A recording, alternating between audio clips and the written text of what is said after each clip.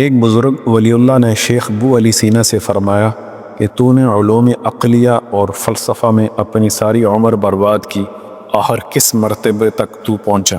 شیخ ابو علی سینا نے فرمایا کہ دن میں مجھے ایک ایسی گھڑی اور ساعت کا علم ہے، اس گھڑی میں لوہا آٹے کی طرح نرم ہو جاتا ہے۔ بزرگ نے فرمایا جب وہ گھڑی اور ٹائم آئے تو مجھے بتانا۔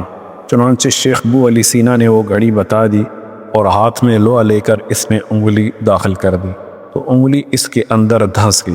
وہ ٹائم اور گھڑی گزر جانے پر اس بزرگ نے شیخ ابو علی سینا سے فرمایا کہ اب پھر اسی طرح لوہے کے اندر انگلی داخل کرو۔ شیخ ابو علی سینا نے کہا کہ وہ گھڑی گزر چکی ہے، اب ممکن نہیں۔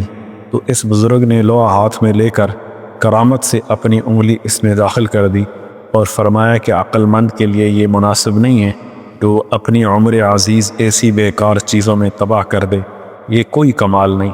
کمال یہ ہے کہ آخرت کے لیے بندہ محنت کرے اور اپنے اللہ کو راضی کر لے۔ شیخ ابو علی سینا اس سے بہت متاثر ہوا اور اس کی زندگی میں تبدیلی آ گئی۔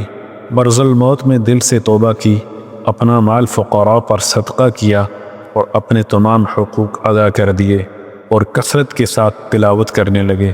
چنانچہ ہر تیسرے دن ایک قرآن کریم ختم کرتے تھے، اور جب اس کا انتقال ہوا تو صحیح بخاری شریف ان کے سینے پر پڑی۔